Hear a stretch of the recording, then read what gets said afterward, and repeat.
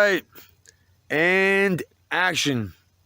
This is where the storyline picks up with some more action-packed action. So the authorities, not surprisingly, the car dealerships, not surprisingly, all talk to each other. I could have stolen a Cadillac that had that key fob, electronic key for the to start up the engine.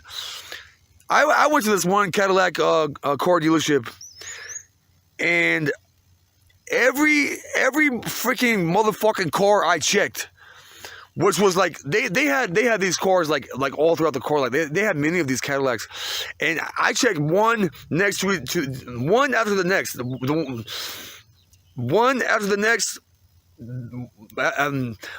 of Cadillacs that were next to each other. And then I went to one random one that would look more fancy. Every single last car that I checked had one of those key fobs in the visor. And I could have just easily took that key, pressed the button, fired that motherfucker up, and fucking rock and rolled like a motherfucker, you know what I'm saying? But I went to this one Cadillac, and it was a more fancy one. And I looked at the speedometer, and it said that it could go up to like 160 miles an hour. I know cop cars could go like 120, 130. And so I'm kind of feeling out the situation, you know what I'm saying? Cause I know that God will either compel you to do something, or He will either impede you from doing something. So eventually the sun goes down. The sun is just about to go down, and I find this ambulance parked in a parking lot of a restaurant, of a Mexican restaurant in Billings, Montana, right next to King Avenue. And the sun is about to go down. And I go to the vehicle. I check to see if the driver's side door is open, which it is. I check to see if the keys are in the ignition, which they are. And in that brief split moment in time, I'm like, hell yeah, dude. All we have to do now is check the back of the ambulance to see if there are any injured patients in the back, or sick patients in the back, any patients in the back, and which I checked back there, and there wasn't anybody back there. So I took my backpack off, threw it in the center, or threw it on the floorboard of the ambulance, shut the door, put my seatbelt on, tightened it up, cranked over the steering wheel. If that motherfucker fired up on the first try, put the shifter down and to drive. Pulled the, cause the ambulance was parked in the parking spot where you didn't even have to turn it around. All you have to do is just drive it straight forward. You know what I'm saying? So that's what I did, and I drove it to the other edge of the parking lot, and I take my metal hummingbird necklace off of my neck, and I hang it right around the shaft of the rear view mirror, and I put that on there for protection. Just like there's certain spiritual forces, both good and bad, that you could summon in Final Fantasy 12 for PlayStation 2.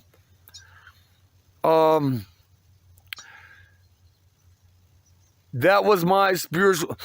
I mainly summoned positive spiritual helpers, and that was that one I had. I was gonna test, you know, to see if I was gonna run a live test, and this makes me think of that scene in Full Metal Jacket, when all of a sudden those sirens start sounding off in that American military base based in Vietnam. And when those sirens start sounding off, you could hear Joker say to his battle buddy, he says to his battle, I hope they're just fucking with us, cause I ain't ready for this shit.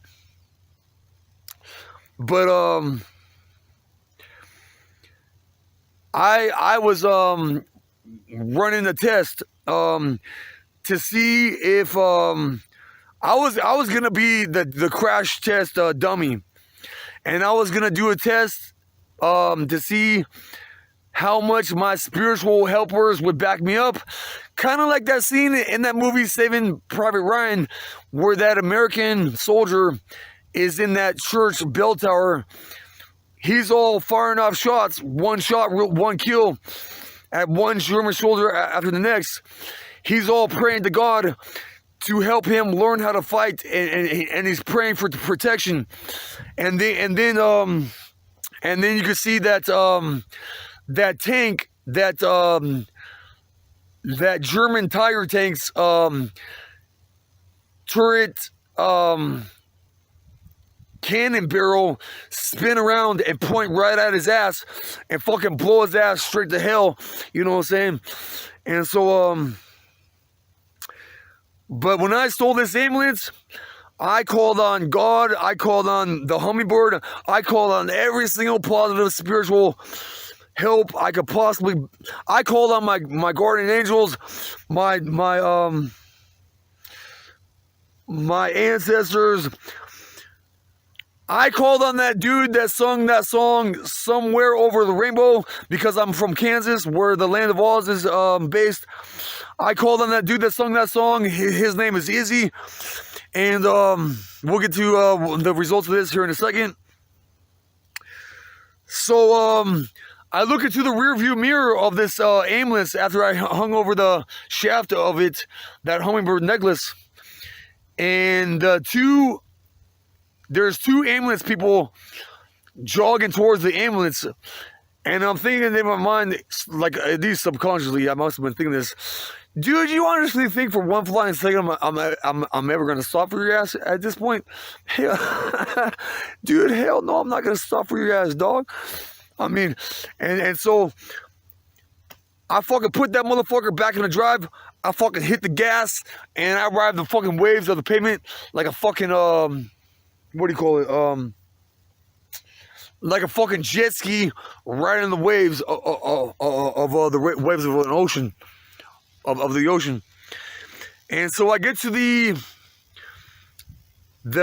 entrance of the parking lot, and then I get ready to pull out, and so I pull out. The sun is completely down at this point. I come up to an intersection. It's red for my side. There's traffic backed up a little bit.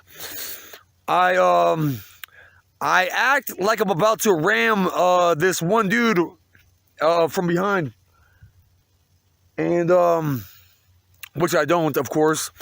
And I go right to the shoulder of the road of the intersection. I roll down the driver's side window, and I yelled out as loud as I possibly could, "Grand Theft Auto! Vice City!" And I take a brief glance, looking left and look to my right briefly as well. And then I notice I have plenty of room to go through the intersection, even though it's red for us. Dude, I drove that vehicle. I truly drove that vehicle just like I stole it. And I drove it also like I stole it off that video game. I drove it pretty much exactly like I was in a video fucking game, pretty much, without any fear at all, And so I'm going down this road, and I reach a dead end in this road, and it doesn't take long to get to a dead end. And so I turn the vehicle around. I turn the ambulance around. And so right when I do that, this other song comes on the radio. It's called Blurred Lines by Robin Thicke. And as soon as I hear that song, and I catch the song from the very beginning, by the way, as soon as I hear that song, good girls, I know you want it. I roll down both the windows. I put my earplugs in. I turn the radio all the way up. And so I took both my hands off the steering wheel to roll down both the windows. And when I put my hands back on the steering wheel, I don't know if one of my hands or both my hands touched some buttons, or if this was a bait car too. But all of a sudden, the flashing lights and the sirens turn on. And so I go back towards the highway, which is not too far away. And I go onto the highway, and I'm all driving the vehicle back and forth, left and right, back and forth, back and forth, back and forth, warming up the tires just like how they do in a NASCAR car race, so that the tires will grip the road better. Cause I learned that steering and suspension, the faster you drive a vehicle, the hotter the tires get, and the more sensitive the tires get. So I'm driving down the road, you know what I'm saying, minding my own business, you know what I'm saying, and all of a sudden, I look into the rearview mirror first time, and no one's behind me, and then about a minute or two later, a few moments later, I look into the rearview mirror again, and all of a sudden, dude, there is like a whole freaking caravan of flashing lights in my rearview mirror, because this is just after the sun goes down, so I can't see their vehicles except for like the headlights, but especially the flashing lights on top. There's like a whole caravan of fucking police officer vehicles behind me. And then I was like, hell yeah, motherfuckers, let's rock and roll, let's do this shit. I must have been thinking that subconsciously, but this vehicle that I stole, though, had the fuel tank completely filled up. And at this point, I am locked, cocked, and I am ready to motherfucking rock and roll. It wasn't just, it didn't just seem like everything that I learned about and experienced about driving, I applied to that scenario. It was also other critical thinking knowledge I learned as well. There is a book called God Helps Those Who Help Themselves. I prayed for spiritual backup in this instance.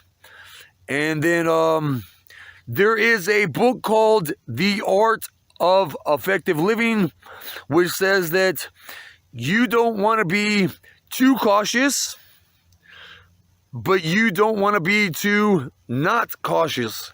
You want to find a happy medium, and you want to work with what kind of safety that you have to work with.